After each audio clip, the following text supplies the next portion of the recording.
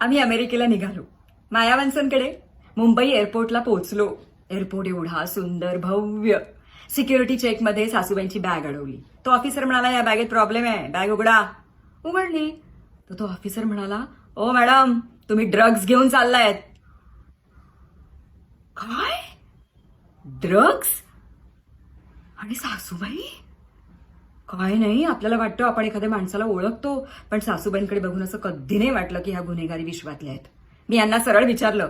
मी म्हटलं, काय हो, तुम्हाला माहित होतं तुमची आई ड्रग डीलर आहे? तर हे माझ्यावरच रागवले. मला म्हणाले, राधा जरा शांत बस.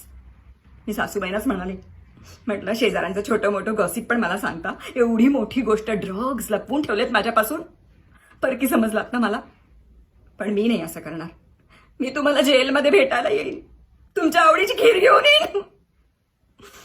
तेवढ्यात ती सिनियर ऑफिसर आली. बॅग बघून म्हणाली, ओ हा प्रॉब्लेम आहे, फेकून द्या ते अनारशाचं पाकिट आधी. सासूबाई ओरडल्या, म्हणाल्या, जावई बापूंचं वाण आहे, कशासाठी फेकून देऊ अनारसे? ती म्हणाली, ओ अनारसे प्रॉब्लेम नाहीये, अनारशांवर लावलेली खसखस म्हणजे अफू म्हणजे ड्रग्ज परदेशामध्ये बॅन आहे, तुम्हाला अटक होऊ शकते. हो, खसखस म्हणजे ड्रग्ज? मला वाटलं सासूबाईंना जेल होणार. मी कुठली एवढी भाग्यवान, सुटल्या त्या.